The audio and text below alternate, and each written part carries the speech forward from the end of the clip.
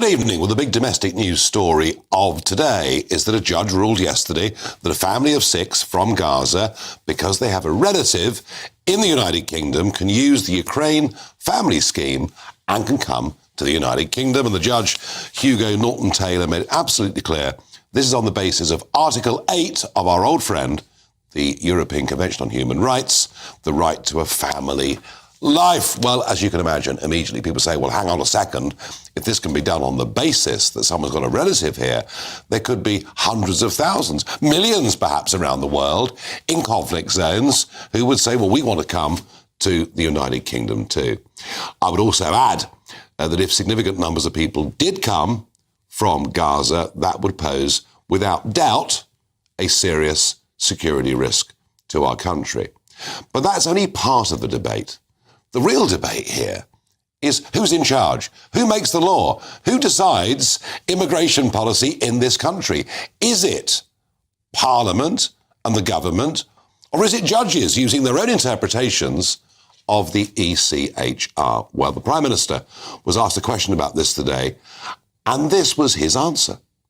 Mr. Speaker, let me be clear. I do not agree with the decision. She's right. It's the wrong decision. She hasn't quite done her homework because the decision in question was taken under the last government, according to the legal framework of the last government. But, Mr. Speaker, let me be clear. It should be Parliament that makes the rules on immigration. It should be the government that makes the policy. That is the principle, and the Home Secretary is already looking at the legal loophole which we need to close in this particular case. Well, yes, Prime Minister, I agree entirely. It should be Parliament and government that makes these decisions. But is that what's happening? And I've got to ask you at home, who do you think is in charge?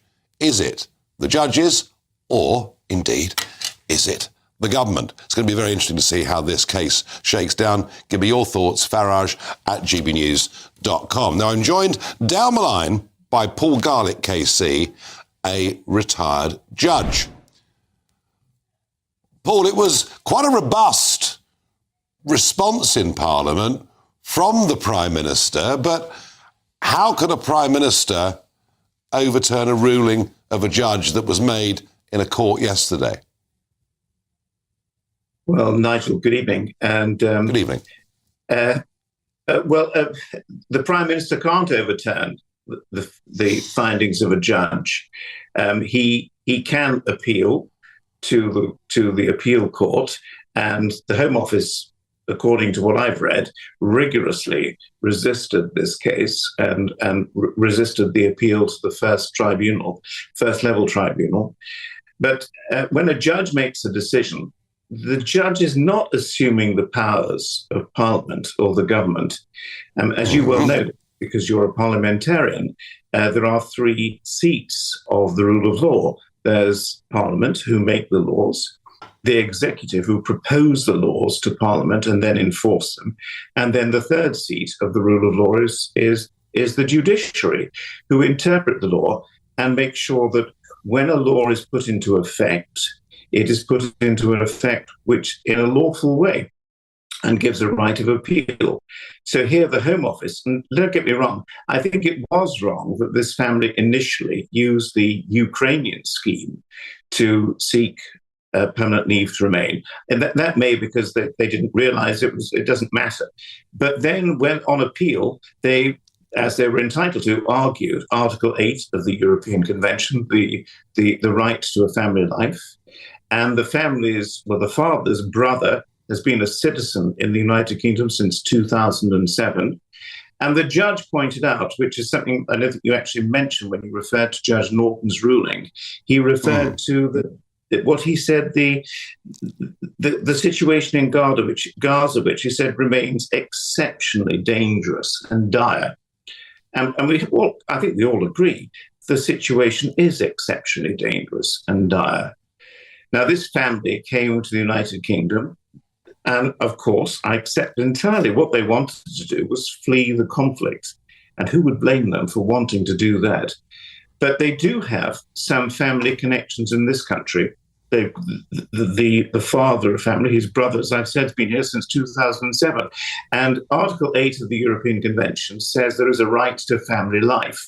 Now, the judge has to interpret that in a way, or actually, he has to interpret the decision of the Home Office and say, is that compatible with Article 8 of the European Convention? And he found in this case that it wasn't, and that therefore he allowed the appeal. He did make it absolutely clear, though, that this is not a finding which will have general effect. It's very case-specific on the evidence. And I haven't had the opportunity of seeing all the evidence that's before the judge, except the fact that the father of this family, his brother, is a UK citizen and has been since 2007. It's very difficult to go behind the decision of a judge, because the judge has much more information than we do. But he was just applying Article 8 of the European Convention, which is still part of our law. So in terms of process, everything the judge did was correct? Yes, absolutely. I'm not saying that I necessarily agree with his decision, but the process he went through was impeccable. Paul Garlick, thank you very much indeed. Well, he laid out the position legally very, very clearly. I'm joined by Heather Wheeler, former junior minister from the Foreign Office and one of our regulars on the show. I don't know whether you're popular or unpopular with the audience, but either way, Lloyd, it's always a pleasure to have you here. Now, once again, I mean, I understand the arguments Paul made. That is how it works. And, you know, it's all well and good for the Prime Minister to stand up and say what he said today, but the Prime Minister can't overturn this, can he? Well, I think you have to wait for this to go to appeal, which it will do, and it will be appealed at the higher level. And I suspect the government will take this all the way up if they need to. And justice sometimes, the point of justice is that you will have judges that they follow the process, but they come to a conclusion that is different from what the mainstream legal conclusion will be. And when you go to appeal, you find it's corrected. That is the point of the justice system. So you have to be careful about making judgments before the final process is over. I actually think, however, that what the judge is getting at, that we should have special regard for people who are claiming asylum if they have links to Britain, is not a bad one. Hang on, Lloyd. That could apply to millions of people around the world. Look, we just can't do this. Well, at the moment, what we say is if you have managed to come over on a boat and pay lots of money to traffickers, we'll consider your application. I think we should be saying if you're Anglican, if you've got a link with the Methodist Church, or you've got a link with kind of British culture, or if you kind of a proper link with British culture, if you've studied here in the past, then you should be considered more than, say, if you don't have a religion that is based from Britain, or if you come from a completely different, if you don't have any links. My worry is, I think there is a case to say that should mean that you have a better hearing. Does that mean you should be let in automatically? No. But I think at the moment we have a system where basically you're let in automatically if you've come through a very dangerous route, but not if you've applied through a regular route.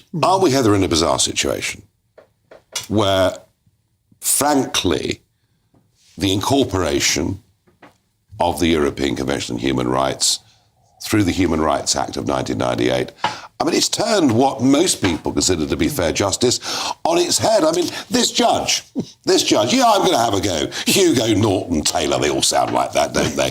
I mean, this is Nothing the same. wrong with the double-barreled name. Well, I know. But I mean, this is the same judge who, in January 2022, blocked the deportation of an Afghan rapist who raped a 25-year-old sleeping woman in Glasgow because the Taliban take a dim view of sex offenders. I mean, again and again and again and again.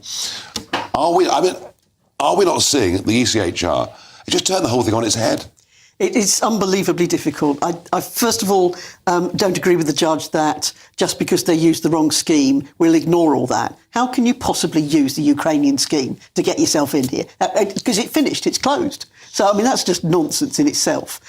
So the first immigration judge threw it out. And this is the second appeal, and the second immigration judge has given it. So I think Lloyd is absolutely right in that it will go to a different judge and at a higher level, and I think it'll actually be thrown out.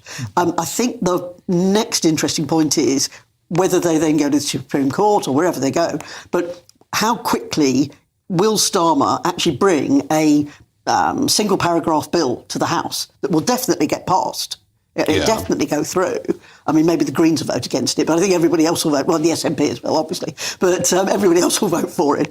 And whether that comes into effect straight away, and then the appeal will be caught by that new law, I don't know, because a clever barrister will presumably say you actually got to go back to this was before the law came. But whatever the Prime Minister tries to do to close... I mean, the loophole he refers to obviously is the Ukraine family scheme. Yeah. I get which doesn't exist anymore because the family scheme shut. So it is an historic loophole that probably no one else, or maybe one other family might be able to claim for. But I suspect there'll be zero. But ultimately, do you see the argument that can easily be put that actually judges are going beyond what we would normally call interpretation of the law, and that ECHR gives them the ability and the power to do that, which effectively puts them in charge? No, because it's not the ECHR. They could use another piece of British law and expand it beyond any realms of recognisability. But it wouldn't be as explicit and then appeal. It would be, the judge is stretching the elastic. At appeal and at the Supreme Court, the elastic should return back to normality. And I think that's what will happen. And I think the reality is that what we do see is the case that you mentioned previously about Afghanistan, and so that did go to appeal. And my understanding is that the chap ended up being removed from the country. So that is a perfect case in. And there's case after. I mean, this judge has done this again and again and again and again. And it gets corrected. His mistakes get corrected.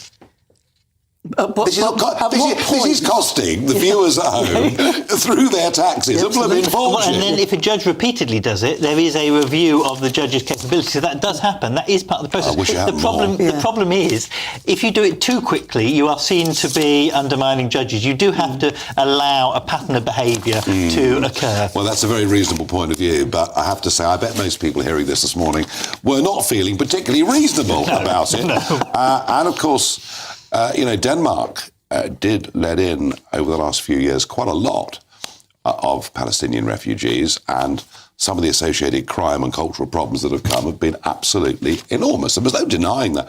Heather, you've heard this argument, and it's been raging on in the country. Do you think we should stay with the ECHR? Do you think we should amend it? What do you think we should do? I think we absolutely should amend it if we can. Amend the Human Rights Act? Yeah, because when we see other countries, in other European countries, actually have derogations from certain parts of it. Yeah, and they do. And so the suggestion to us is that, or the legal advice that we've had before, is that you can't do a derogation now. It's too late. And we're going, well, suck it and see, mate, I think we should try it. And then we're going to be taken to God knows which court. I don't think we need it. Denmark is a perfect example. Last year, Denmark changed the rules. They let less than 1,000 refugees in, and they are compliant with the ECHR. So this idea that we have to have a derogation, I don't think is true. What we just need to do is a clear British law, and we need to make it very clear that judges must interpret the British immigration law first. That's what Denmark did, and it has been successful. Well, Denmark have been very bitten, as I mentioned a moment ago, with the crime wave. But they sorted it out. Yeah. Funny, isn't it? Other European countries seem to manage these things. We never do.